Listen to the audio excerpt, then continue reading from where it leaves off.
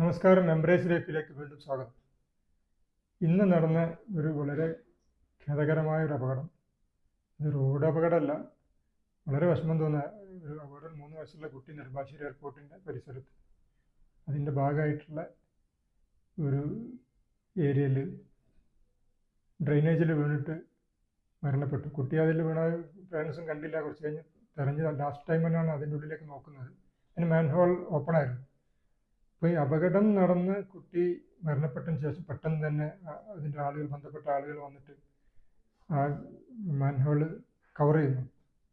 ഇപ്പം നമ്മൾ നിരന്തരം സൂചിപ്പിക്കുന്ന ഒരു സംഭവമാണ് ഒരു ഡെവലപ്ഡ് കൺട്രി എന്ന് പറഞ്ഞാൽ അതിൻ്റെ അടയാളം, ഞാൻ മനസ്സിലാക്കുന്നത് അതിൻ്റെ അടയാളം ഏറ്റവും മെയിനായിട്ട് വൃത്തിയും വെടിപ്പും ഉണ്ടാകും. നാട്ടിലെവിടെ പോയി കൃത്യമായിട്ട് വൃത്തിയോടെ വെടിപ്പോടെ നാട് സംരക്ഷിക്കുക, കരുതുക. അപ്പോൾ നമ്മുടെ വീടൊക്കെ എങ്ങനെയാണല്ലോ, നമ്മൾ ഓരോരുത്തരും വീട് കണ്ടാൽ അറിയാതെ ഏറ്റവും നല്ല വൃത്തിയിൽ വീടിൻ്റെ ഉള്ളും പുറമൊക്കെ സംരക്ഷിച്ചു കൊണ്ടുപോകും. രണ്ടാമത്തെ മെയിൻ ഒരു കാര്യമാണ് എല്ലാത്തിനും പ്ലാനിങ് കണ്ടു കഴിഞ്ഞാൽ അതൊരു കൃത്യമായൊരു പ്ലാനിങ്ങോടെ കാര്യങ്ങൾ ചെയ്തതായിട്ട് മനസ്സിലാക്കാൻ പറ്റും. അതുപോലെ തന്നെ അതിനേക്കാളും ഇമ്പോർട്ടൻ്റ് ആയിട്ടുള്ള ഒരു സംഭവമാണ് സേഫ്റ്റി ഫസ്റ്റ് പോളിസി. ഏത് കാര്യത്തിലും സേഫ്റ്റി ഇല്ലേ അത് പറ്റില്ല.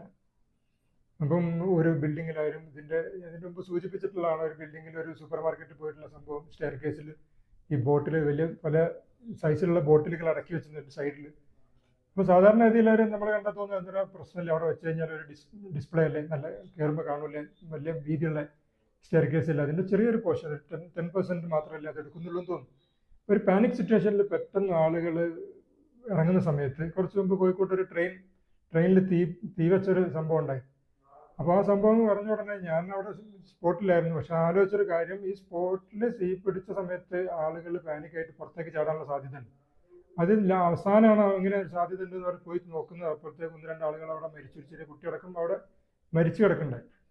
അപ്പോൾ ഇങ്ങനത്തെ ഒരു പാനിക് സിറ്റുവേഷൻ വന്നാൽ ആളുകൾ പെട്ടെന്ന് റിയാക്ട് ചെയ്യുകയാണ് ചെയ്യുക, റെസ്പോണ്ട് ചെയ്യല്ല ചെയ്യുക. റിയാക്ട് ചെയ്തിട്ട് പല രീതിയിലും ഓടിയ വീഴാനൊക്കെ സാധ്യതയുണ്ട്. ഇങ്ങനെ പോകുന്ന സമയത്ത് ഒരു ബോട്ടിൽ തട്ടി പോയി കഴിഞ്ഞാൽ എല്ലാ ബോട്ടിലും കൂടി ഇടിഞ്ഞു പറഞ്ഞ് വീണ് പിന്നെന്താ സംഭവിക്കുക, വഴി കംപ്ലീറ്റ് ബ്ലോക്ക് ആയതിൻ്റെ മേലെ വീണ് വലിയ അപകടങ്ങൾക്ക് സാധ്യതയുണ്ട്. ചെറിയൊരു തീപിടുത്തായിരിക്കും മേലെ ഉണ്ടായിട്ടുണ്ടാവുക. ഇത് ആളുകൾ മരിക്കാനുള്ള സാഹചര്യം ഒന്നും ഉണ്ടാവില്ല. പക്ഷേ ഈ ഒരു ബോട്ടിൽ ഒരു സേഫ്റ്റിക്ക് അവിടെ ഇമ്പോർട്ടൻസ് കൊടുക്കാതെ കീപ്പ് ചെയ്തുകൊണ്ട് വലിയ അപകടങ്ങൾ എത്താനുള്ള സാധ്യതയുണ്ട്. അതേപോലെ തന്നെ ഇത്തരം കാര്യങ്ങളിൽ നമ്മളൊരു മാൻ ഹോൾ ഉണ്ടായാലും ഒരാൾ വീഴാൻ സാധ്യതയുണ്ട്.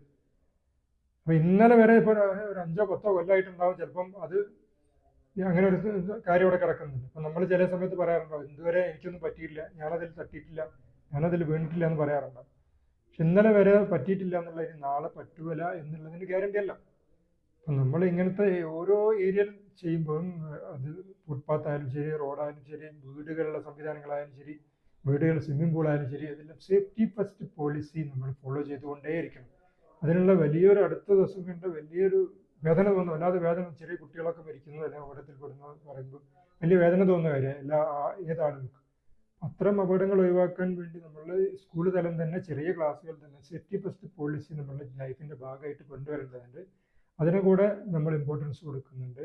വീണ്ടും കാണാം.